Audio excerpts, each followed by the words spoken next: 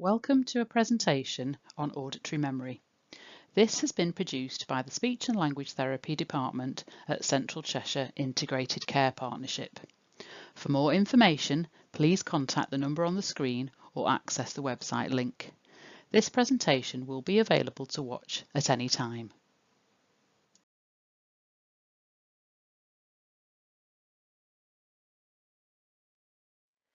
There are three aims we hope to achieve by the end of this presentation. We hope you understand what auditory memory is and the impact of these difficulties on children or young people, which will allow you to identify the factors that can impact their performance in school. To learn how you can support children in the classroom and at home through strategies and activities. This will allow you to teach children strategies to help meet the demands of the school day and strategies to use in the classroom. Finally, we want you to understand the importance of active listening skills as a foundation for improving auditory memory, helping you to change delivery of tasks and instructions to reduce factors that are impacting their verbal working memory. It is important that everyone should acknowledge the students' experiences, find areas where they struggle particularly, and work together to look at the effectiveness of interventions. Auditory memory is the ability to take in, process, and retain what is said to recall it. For example, following an instruction or answering a question. Auditory memory is how we remember and process information we hear and requires the use of many skills. For example, attending, listening, processing, storing, and recalling of verbal information. There are many different reasons someone may have auditory memory difficulties, such as speech and language difficulties, like developmental language disorder, learning difficulties, such as dyslexia, neurological conditions, such as ADHD and autism, genetic conditions, such as Down syndrome, brain injury, or auditory processing disorder. There may also be other influencing factors, for example, if the child or young person is tired or feeling a range of different emotions. Difficulties with auditory memory can have an impact on both short-term and working memory. The difference between these is as follows. Short-term memory is the information relating to the here and now and lasts for around 20 seconds. On the other hand, working memory refers to the information used whilst carrying out tasks. Auditory memory is important for language development and, like many language skills, memory develops as a child gets older. However, some children may find it more difficult than others and need some extra help. It also relies on working alongside short-term and working memory. Auditory memory is closely linked with attention and listening. A child needs to have good attention and listening skills for other skills to develop. A child who has difficulties with auditory memory may find it difficult to follow multi-step instructions, such as go upstairs and get your jumper, socks, and shoes. This is because of difficulties retaining and working on this information. It is also important to acknowledge that these difficulties can be lifelong, but they can be overcome by teaching self-help strategies and adapting to the child's strengths. For example, research indicates that children and young people with auditory memory difficulties can have strengths in visual memory. Children who have difficulties with their auditory memory may have difficulties with attention and listening. These difficulties are often more apparent than the memory difficulties themselves in situations like a classroom. Children and young people may be easily distracted or struggle to stay on task. They may also struggle switching their focus or attention from, for example, listening to the teacher, to what is on the board, to their written task. They may also have difficulty completing tasks, as they may lose their place and struggle to get back on track with what they were being asked to do, or they may give up easily, for example when interrupted by a classmate talking to them or a teacher coming into the room to deliver a message. They may also have difficulty following long or complex instructions. They may forget parts of an instruction or completely forget the instruction. This can be misinterpreted as poor listening or behaviour, when in fact the child or young person's auditory memory has been overloaded. They may have difficulties linking and relating new information to prior knowledge, and there may be gaps in their written and spoken work where they have had difficulty keeping up with the information presented to them. They may appear to understand, but quickly forget, so may not complete a task. Just and Carpenter, in 1992, found a strong link between working memory and academic achievement, which has been upheld in later research. This occurs as working memory is used to store, process, and integrate information during complex and demanding activities typical of classroom tasks. This can affect children and young people throughout the curriculum if they are struggling to store information in their working memory. Speech may be easier as it is produced quickly, whereas writing takes longer and therefore it makes it more difficult to retain the information. Similar difficulties are found with reading comprehension or remembering numbers given for maths problems, such as 467 plus 369, having to remember those numbers whilst also figuring out the answer. Research shows that there are two main ways to support auditory memory. Firstly, reducing the amount of information given and the complexity of it. In a typical school day, children encounter many complex tasks. It is important to consider the demands of spoken and written language. You can help by adapting resources and decreasing the complexity or demand on the students. However, the research also notes that adapting classroom environments alone will not result in improved working memory. So, research has suggested we also directly teach children and young people memory strategies. This is particularly important for younger children who don't already have self-made strategies in place.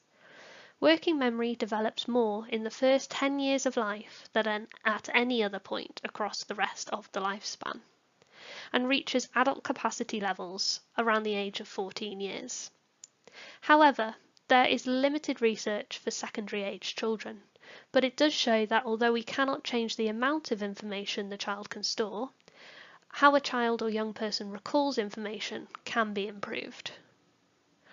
One intervention that helps improve auditory memory is the Memory Booster PC game for 4 to 11-year-olds that has been shown to have a positive impact, but it does need to be bought. However, Singer and Bashir summarised in their study, working memory skills on PC programs alone is not realistic, and those skills are often not transferable to real-life situations such as the classroom. We will cover more strategies later on in this presentation. The reason for using these strategies is auditory memory difficulties can be ongoing and can't be cured. So strategies need to be used at home and in school to ensure ongoing support and easier or more efficient repair of communication breakdowns. For example, when a listener misunderstands or if the child is overloaded with information, they can tell the speaker to slow down or ask if instructions can be given in a quieter space or broken down into smaller pieces.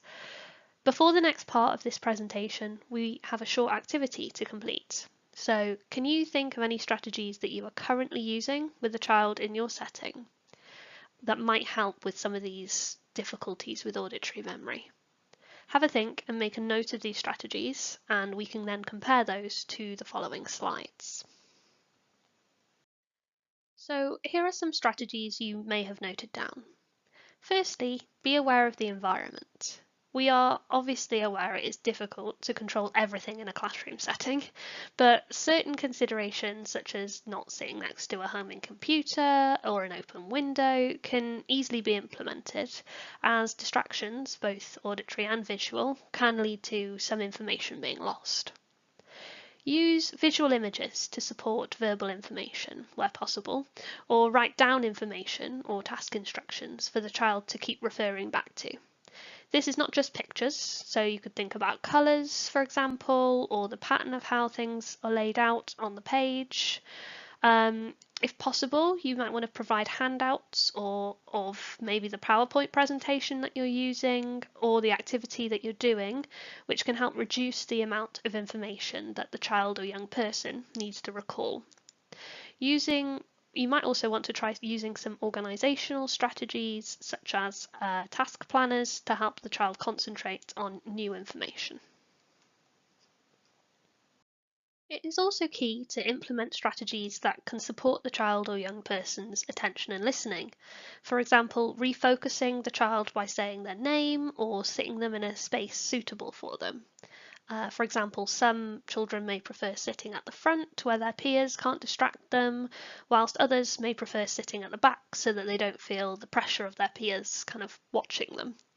Where possible, it is useful to try and incorporate short breaks, for example, letting a child play with Lego for 5 minutes after completing a task, or kind of brain breaks, movement breaks in exams, for example. Additionally, teaching them to track conversations, such as looking at the speaker, making eye contact, and you might want to use some visual support strategies, which will be shown on the next slide for this. Okay, so here are some examples of visuals you might be using already or might want to think about using. So task planners are the first ones, which can be useful to set the expectations on the child during a task and the work that you expect them to be completed within a certain time frame.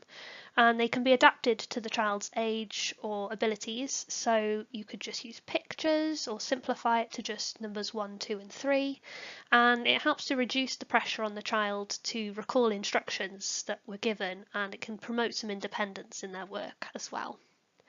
Visual lanyard cards are also useful for telling children to kind of stop, wait or go, or to give particular instructions that you use consistently. So they're quite useful reminders.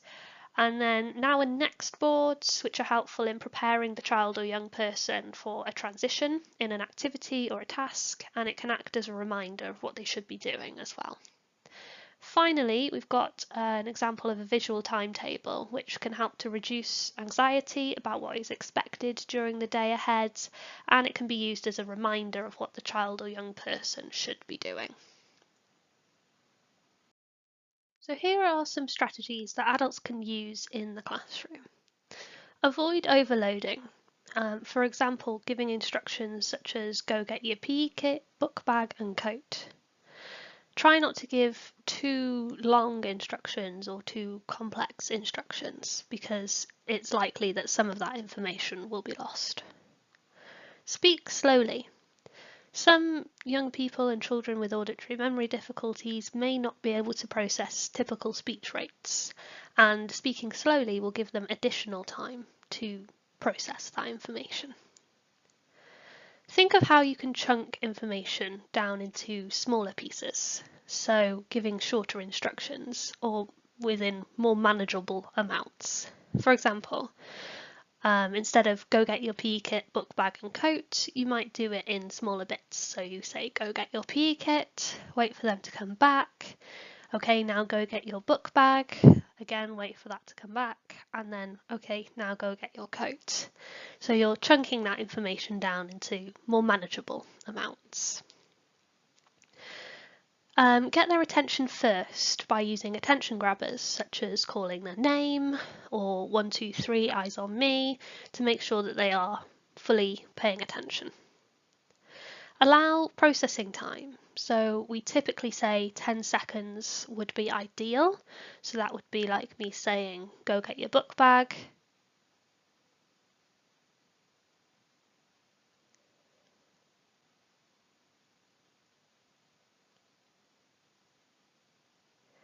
And then if I needed to, maybe repeating that instruction if the child after those 10 seconds has not yet responded.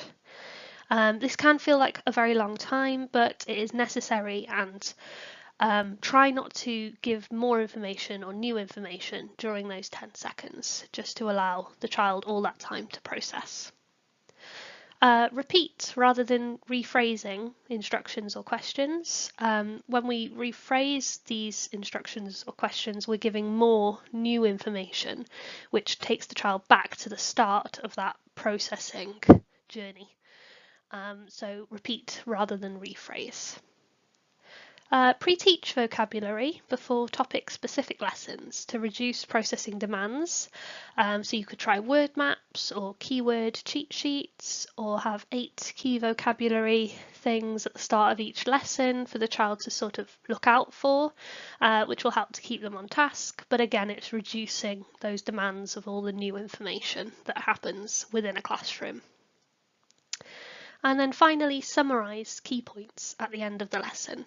Knowing this will happen can be reassuring, and it can reduce distraction through anxiety. There are a range of strategies to teach the child or young person, such as visualising. Encourage the child to take a picture in their head. Repetition. Ask the child to repeat and rehearse information or instructions themselves. Start by encouraging the child to repeat aloud, and when they have had practice with this, encourage them to start repeating in their head. Note-taking. Encourage the child to draw for younger children, or write for older kids, some key points, information or vocabulary to help them with processing. Chunking information.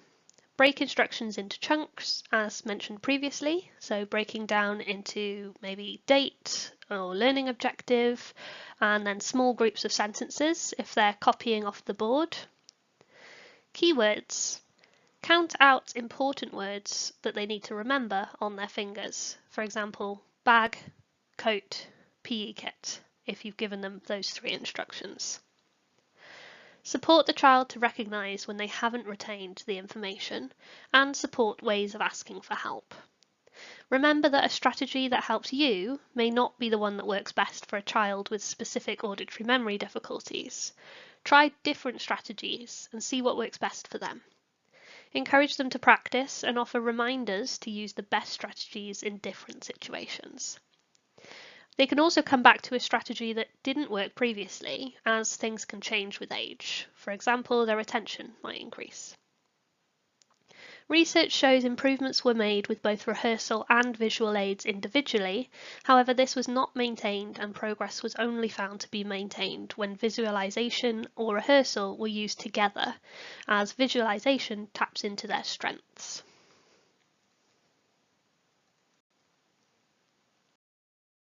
So there are a wealth of games and activities that can help to build auditory memory skills, and here are some examples. Getting a child to close their eyes and remember a musical sequence or different instruments used. For example, you might shake a maraca, then a tambourine, then hit a drum, and they have to copy those in the correct order. Playing barrier games, so this involves putting a barrier between you and the child and asking them to follow instructions, so draw a red circle and then a green square, or using Lego, so put the long red brick on top of the green bricks and the blue bricks. It's important to remember the barrier does not have to be a physical one, but it needs to be matched to the individual, and you might want to gradually increase the length of the instructions as they grow in confidence. Treasure hunting games, which involve the child collecting prizes or tokens, and the adult gives clues such as check behind the sofa and then under the table. Games where one person starts with a short part of a sentence and then each person takes it in turns to add on an extra bit. For example, I went to the park, then the next person, I went to the park on Sunday. The next person, I went to the park on Sunday and played football. And then keeps going, or a common one is I went to the market and bought apples. Next person, I went to the market and bought apples and pears, until it becomes a really, really long shopping list. Simon Says, make it more difficult maybe by giving more than one instruction at a time. So Simon Says, touch your head and then jump up and down. Kim's Games. This is a memory game that is a good introductory strategy on visualizing, and it works on visual memory, which research suggests is a strength. So Kim's Games involves presenting a child with a number of objects, usually on a tray or little table, and getting them to remember them. And then you take one or more away to see if they can identify what is missing from that tray or table. Another simple one is listening to stories and then just answering simple questions on the story that they've just listened to. Voicemail messages or voice note messages, so you can get the child to listen and give a message, for example, to the receptionist at school. You could say, oh, can you tell the receptionist that I need a green pen? And obviously that can work throughout the day. Memory games, for example, if you're drawing a picture of a dog, give an instruction to draw the tail and then the ears, and you can then build on and give longer or more complex instructions, so draw the dog's brown tail and some pink ears, or get them to remember a sequence of words, numbers or short phrases, for example the big brown cow, and then you can increase the length, and it gets them to actively practice skills that we've maybe taught in sessions, so maybe counting on their fingers, for example. Also available is Memory Magic, which is a resource for parents or carers and educational staff to use, that has worksheets to help practice these skills. Finally, there's toys kind of like Bop It toys, where children have to follow a set of instructions that get longer. So bop it, twist it, pull it, and remembering them in order as well. Expanding sentences, so you can make them longer and more descriptive. For example, can you pass me the blue and green pens? Can you pass me the big blue and the little green pen? And of course, further resources can be found on Twinkle or Black Sheep Press websites. For parents and carers, these resources can be given to you either by your child's school or your speech and language therapist, if there's one involved. When using these games and activities, children and young people may reach a limit of maybe 3 objects to remember, but it's also really useful for practicing strategies that they've learnt or that you've learnt to help them remember these things. So it's important to work on a strategy for a couple of weeks at least, and you can then review it. If it's not working, maybe think of a different strategy. So although they might get stuck at just remembering 3 objects, you can keep going with the games anyway, and it's just really good practice for them to maybe just ask for help if they're not sure. As we discussed previously, it's important to remember that these difficulties are ongoing and can't be cured, so strategies need to be embedded to ensure ongoing support and repair of communication breakdowns. And you can do this through promoting active listening skills in the classroom and at home. Active listening means giving a speaker your full attention and trying to understand the complete message. It involves listening and understanding, and is not just hearing. Talk about the rules and have them represented visually. For example, good listening, good sitting, good thinking, and make sure that they know what this looks like. When you notice this behaviour, for example, good sitting, give the child praise. Teaching them knowing and not knowing is also important, so that they can know and understand when to ask for help, and that it's normal and not something to be embarrassed of. Promote concept tracking, not do you understand, as they may not, but say that they do, and instead try to get them to explain the task in their own words, or ask for them to remind me, what is it that we're doing again? This can help develop independence and reflective skills. Making children aware that a communication breakdown occurs with everyone, and empowering children to seek clarification in a way that suits them. Heads down, thumbs up is quite a useful whole class feedback approach, or you can agree on an object to put on a desk if unsure, as a kind of secret signal between you and the child that they are asking for help, but maybe they're not yet confident to do so verbally.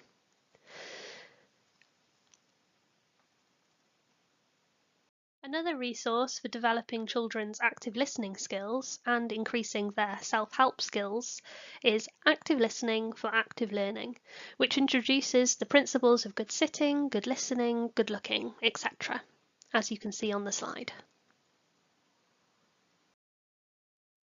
In summary, here's what we hope you will take away from this presentation. Auditory memory involves processing, storing, and recalling verbal information. Children may have difficulties with this due to a range of reasons, and these difficulties are likely to be ongoing. However, we can adapt the environment and reduce the demands on auditory memory, for example, by reducing the amount or complexity of information given. Plus, we can teach children strategies that they can use themselves to support these difficulties. Overall, research shows that supportive strategies like these can make a real difference. Thank you for listening to our presentation on auditory memory. Further information on activities and strategies can be found on our website, which also includes some additional games ideas and activities for auditory memory. Both of these can be found via the links on the slide. If you have any more concerns or questions, you're welcome to contact our department using the number on our website.